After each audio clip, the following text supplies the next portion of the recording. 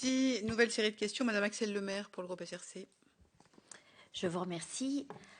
J'habite au Royaume-Uni et donc je puis témoigner du fait que l'affaire Prism fait grand bruit là-bas. Alors peut-être sous forme d'hystérie collective, mais en tout cas le mérite de révéler à l'opinion publique le fait que la surveillance des données personnelles peut être utilisée par des acteurs du numérique et par des pouvoirs publics. Peut-être étonnamment, un sondage sorti cet après-midi par YouGov démontre que 51% des Britanniques trouveraient normal qu'un État utilise par ce type de moyens, des logiciels pour accéder à des données personnelles. Alors il y a 20 ans, la question de la surveillance se posait autour des écoutes téléphoniques. Aujourd'hui, à l'ère du numérique, c'était effectivement la surveillance en ligne qui peut préoccuper plus notamment dans les pays où des atteintes aux droits de l'homme peuvent être portées. Reporters sans frontières, dans son rapport annuel concernant les ennemis d'Internet, citait l'exemple des pays comme la Syrie, la Chine, l'Iran, le Bahreïn ou le Vietnam utilisent des produits commerciaux destinés à la surveillance des données vendus par des entreprises domiciliées dans des États démocratiques occidentaux pour surveiller des militants des droits de l'homme, des journalistes, des blogueurs, des cyberactivistes.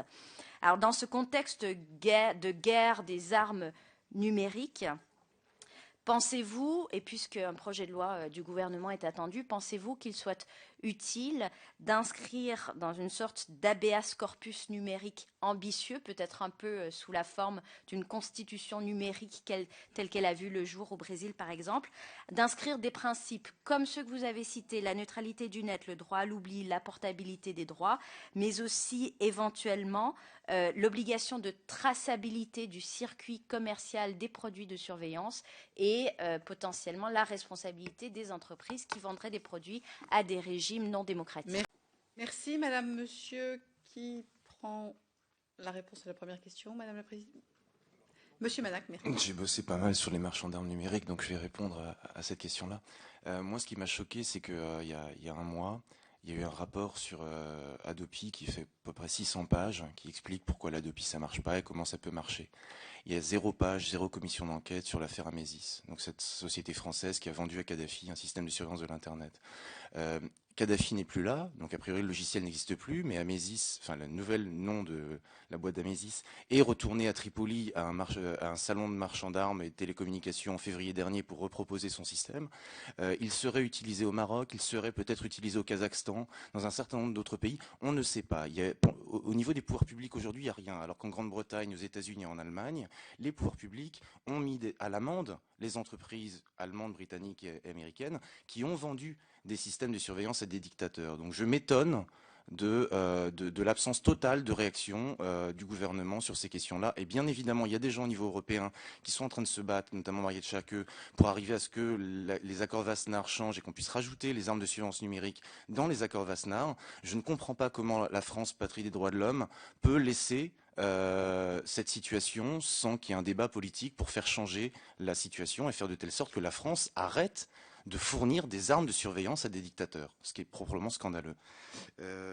Concernant la fiscalité du numérique, et pour rebondir sur Prism, c'est toujours très étonnant pour moi de voir à quel point on va dépenser des millions, des dizaines, voire des centaines de millions de dollars, et encore peut-être que c'est des milliards de dollars, dans des systèmes de surveillance généralisée des télécommunications, au nom de la lutte contre le terrorisme, et qu'on n'arrive même pas à trouver ne serait-ce que 1% de cet argent-là pour surveiller les transactions financières et arriver à lutter contre les paradis fiscaux.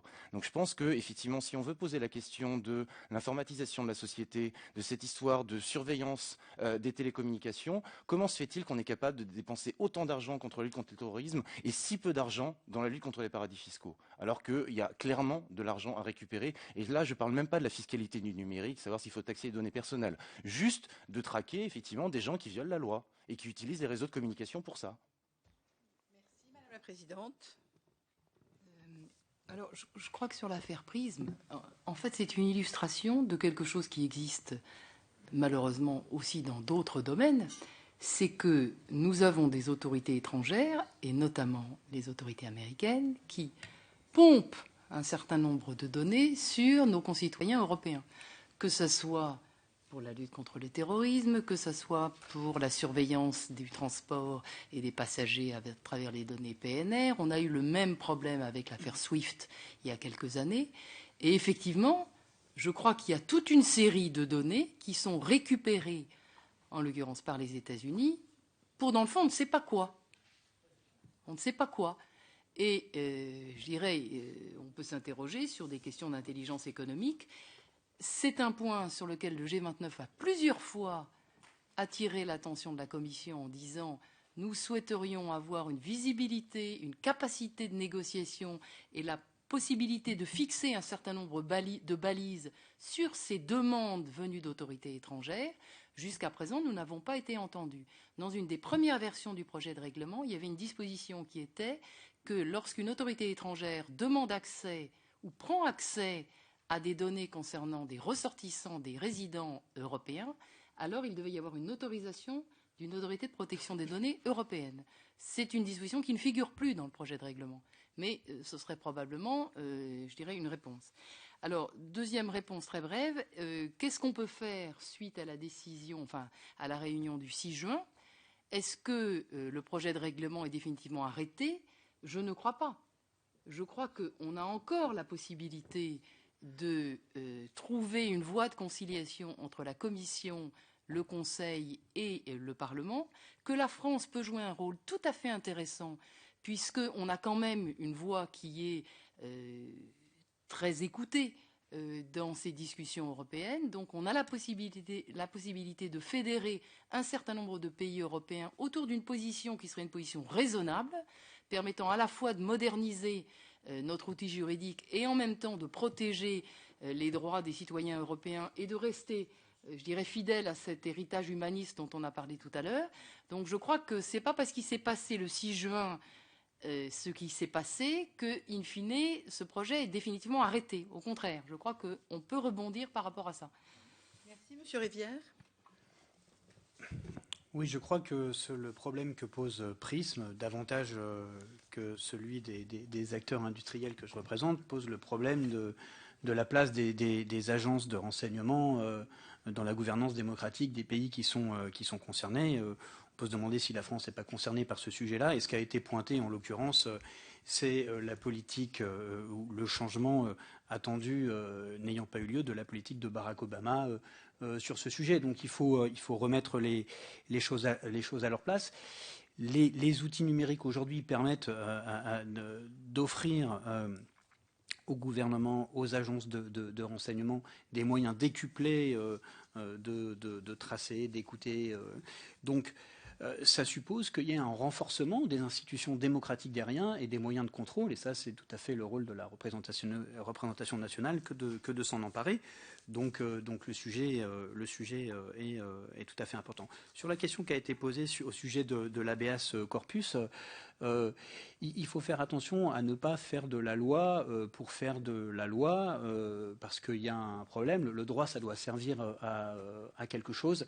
Et donc juste inscrire des grands principes qu'on n'est pas en mesure de faire respecter parce qu'on n'est pas parvenu à mettre en place un cadre réglementaire susceptible de s'appliquer, ça ne produirait pas grand-chose au final. Donc là, on a un projet de règlement qui est discuté, qui de toute façon, s'il aboutit, devra s'appliquer et devra s'appliquer tel quel.